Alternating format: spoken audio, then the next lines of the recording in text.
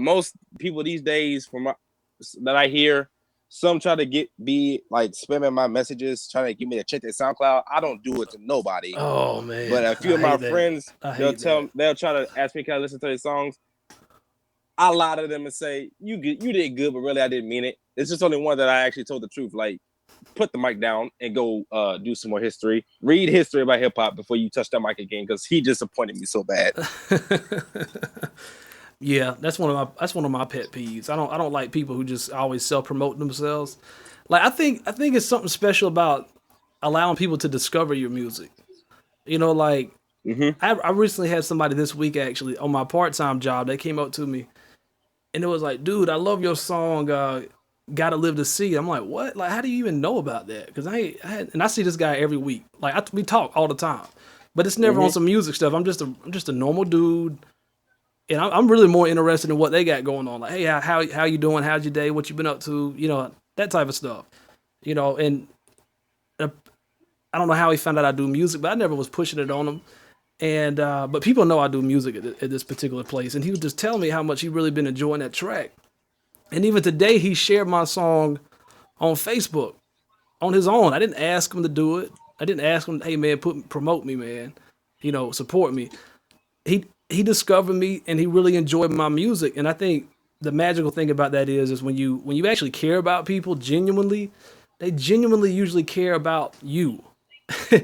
And they care about what you have going on. So when that comes up in conversations, it's totally natural to share their music with them, and then it actually means something because you're not a stranger sharing your music. There's some type of at least personal connection between the two of you before you share that music, and they're a lot more likely to actually want to check you out instead of acting all thirsty on the first time you meet them. Hey bro, hey man, you gotta check me out, man. Go to my YouTube, subscribe, follow me on Twitter.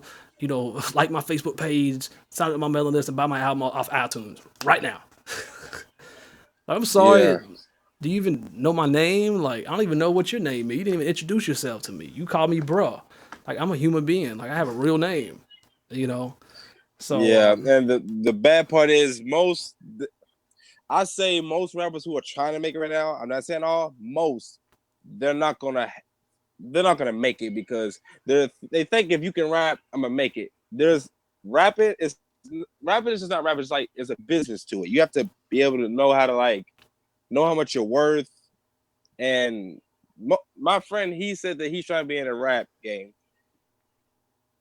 and he thinks he has his own manager, and she's around his age, but he doesn't know how to handle business himself.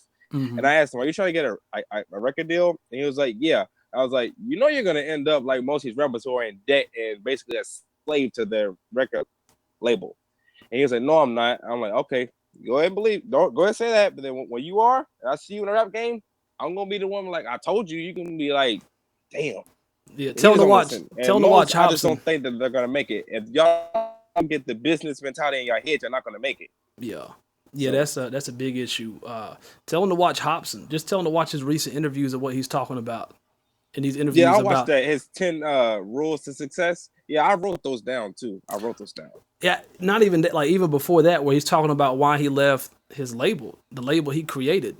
He talks about his manager, talks about mistakes he made, things of that nature. Like that's one thing I really appreciate about Hobson, what he's doing right now. He's put a lot of really personal stuff out there for the public, and I think it's something a lot of people should learn from. Like this guy's.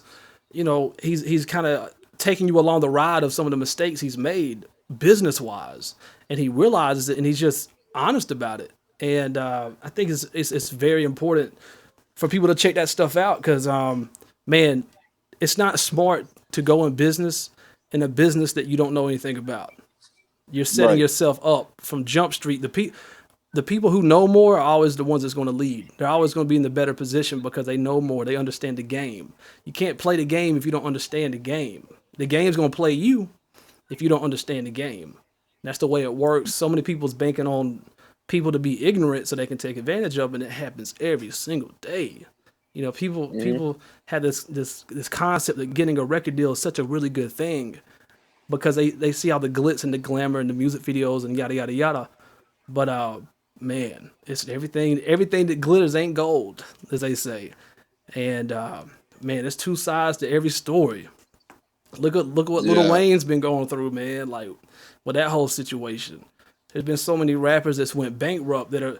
And to your point, man, the rap industry is not a talent show. It don't matter how fire of a rapper you are. It doesn't mean you're going to be successful. Being smart Mm-hmm. business wise is what's going to determine if you're successful. When you can marry a good business strategy with talent and skill, that's the ideal situation. But even if you're not that great of a rapper, and if you got a strong business mindset, you can still be successful. I.e., Soldier Boy. Yeah. No doubt. Hey, I gotta respect the man because his hustle game is strong. You know, like not on my top 10 list of rappers I'm gonna listen to, but buddy, hey, I ain't mad at anybody out there that's out there grinding and working hard and getting it. You know what I'm saying? Like, good for him. You know, but like in the did you get to hear the some of the interviews I did recently that I was playing, like with a Zero De Niro and like Low Too Cold and some of these other Yeah. artists. If you Yeah. hear, I heard the last two. Yeah. Mm-hmm. so yeah, Zero De Niro, you hear all the stuff he's talking about behind the scenes. He's building his infrastructure, his website. He's got his record label set up. He's getting all this stuff together, publishing and distribution and marketing stuff. Like there's so much work behind the scenes that goes into it. Like I said, making the music is the easy part. After that, there's so much work that goes behind it. Is what a lot of people refer to as the machine, as they say. That's the marketing strategies and the techniques and I guess you could say the game plan to get stuff out there and get it in front of people. And that's work. And going back to what you were saying, like if you're a person who's just spamming people, like with your music, good luck, because it's not a solid game plan. And especially like nowadays, like if you're doing it on Google or if you're doing it on YouTube, your stuff isn't even going to get seen because once you share the same link within like a 15 minutes time span or a 30-minute time span, it automatically like starts marking everything you're doing as spam. It already recognizes it. And so when it boils down to it, man, it's all about like being like a social butterfly, like go places, meet people, start conversations, like be a real genuine person and talk with people and just get involved in conversations with people and also just be excellent, make excellent music and people will recognize it and they'll show love.